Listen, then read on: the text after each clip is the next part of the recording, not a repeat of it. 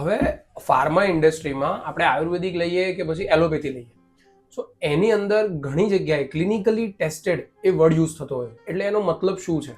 Clinically ટેસ્ટેડનો મતલબ એવો છે કે એ લોકો ગ્રુપ સિલેક્ટ કરે છે કે ભાઈ 40 વર્ષના લોકોનું ગ્રુપ, એમાં મેલ 50%, ફિમેલ 50%. પછી એ લોકોના બધા ટેસ્ટ કરે, ભાઈ હિમોગ્લોબિન કેટલું છે, WBC કેટલું છે, ડાયાબિટીસ છે, પ્રેશર છે કે નથી, જેટલા બી થાઇરોઇડ છે કે નહીં, એ બધી વસ્તુ એ લોકો ટેસ્ટ કરે, એના રિપોર્ટ બનાવે છે અને દવા આપવાની ચાલુ કરે છે.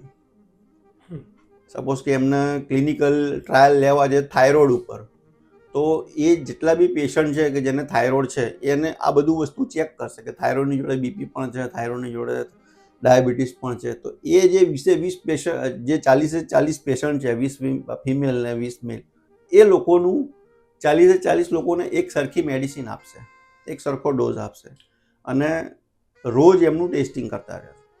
તો 40 દિવસ પછી જે રિઝલ્ટ આવશે એવરેજ, એને ક્લિનિકલી પ્રૂવન, અથવા તો એ જે રિઝલ્ટ છે એને ક્લિનિકલી તમને કહેશે કે ભાઈ અમે આટલું ટેસ્ટ કરેલું છે અને એના રિઝલ્ટ એવરેજ આટલા આવે છે.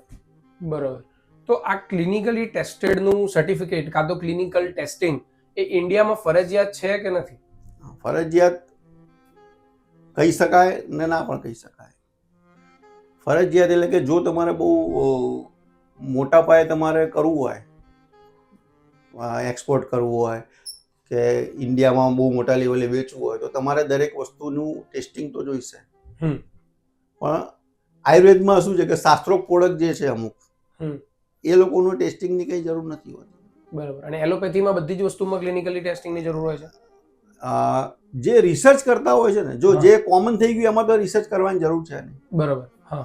જે વસ્તુમાં રિસર્ચ થતું હોય કે ભાઈ કોઈ બી ઇન્ગ્રેડિયન્ટ છે અત્યારે જે જનરલ ચાલે છે એમાં તો કંઈ રિસર્ચ કરવાની જરૂર છે નહીં. પણ એક્સ્ટ્રા કે ભાઈ કોઈ બી કેન્સર માટેનું ડેવલપ કરતા હોય તો જે એક્સ્ટ્રા રિસર્ચ થાય, એટલે રિસર્ચનો મતલબ શું? એટલે સર્ચ એટલે ફરી વખત નવી વસ્તુ શોધવામાં આવે, તો એ થોટથી બનેલું છે કે ભાઈ આ બે ઇન્ગ્રેડિયન્ટ મેં ભેગા કર્યા તો એનું રિઝલ્ટ શું આવવાનું છે મગજથી કેલ્ક્યુલેટ કરીને ખબર નહીં પડે. એટલે ક્લિનિકલી, એટલે કે જે ટ્રાયલ્સ જે લેવાના હોય એ ટ્રાયલ્સ લઈને પછી જ ખબર પડે કે આનું શું રિઝલ્ટ આવે. બરાબર.